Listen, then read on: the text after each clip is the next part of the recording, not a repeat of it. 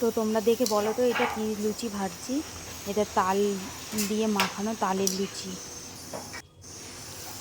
দেখো লুচিগুলো কত সুন্দর ফুলকো ফুলকো হয়েছিল।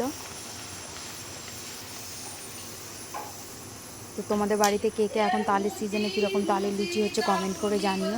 আর তোমরা কে কে তালের লুচি খেতে ভালোবাসো কমেন্ট করে জানিও। আমাকে তো খেতে দারুণ লাগে, তোমাদের কাকে কেমন লাগে জানি না।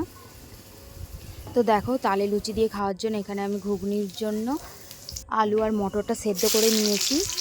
তো দেখো এখানে তেলের মধ্যে দিয়ে দিয়েছি গোটা জিরে, আর এখানে তেজপাতা আমার গরম হয়ে গেছে, এখানে দিয়ে দিয়েছি পেঁয়াজ কুচি। তো পেঁয়াজ কুচিটা আমার লাল করে ভাজা হয়ে গেছে, এর মধ্যে দিয়ে দিচ্ছি আদা রসুন বাটা। তো আদা রসুনটা আমার ভালো করে ভাজা হয়ে গেছে, এর মধ্যে দিয়ে দিচ্ছি টমেটো কুচি। তো তোমরা কে কে এরকম লুচির সাথে তরকারি খেতে পছন্দ করো কমেন্ট করে জানিও।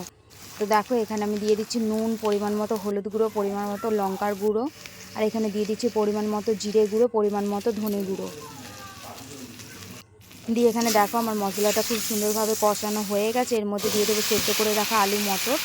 তো সেদ্ধ করে রাখা আলু মটর দিয়ে দিয়েছি। এখানে মটরগুলো ভালো করে আমি কষতে থাকবো, একটু কষতে থাকলে এই কষানোটা খেতে কে কে ভালোবাসো।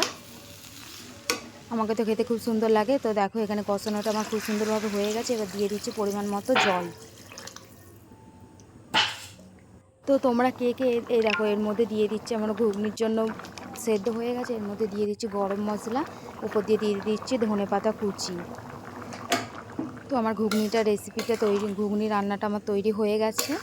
তো এবার নামিয়ে নেবো। তো তোমরা কে কে এরকম দোকানের মতো ঘুগনি খেতে, মেলায় যেরকমভাবে ঘুগনি কিনতে পাওয়া যায়, খেতে পাওয়া যায়, সেরকমভাবে কে কে খেতে পছন্দ করো কমেন্ট করে জানিও। তো দেখো এখানে আমি কী কী নিয়েছি, শসা, পেঁয়াজ, গাজর, কাঁচা লঙ্কা ঝুরি ভাজা দিয়েছি, উপর দিয়ে লেবু চিপে দিয়েছি, বিন নুন নিয়েছি। আমার তো খেতে দারুণ লেগেছে।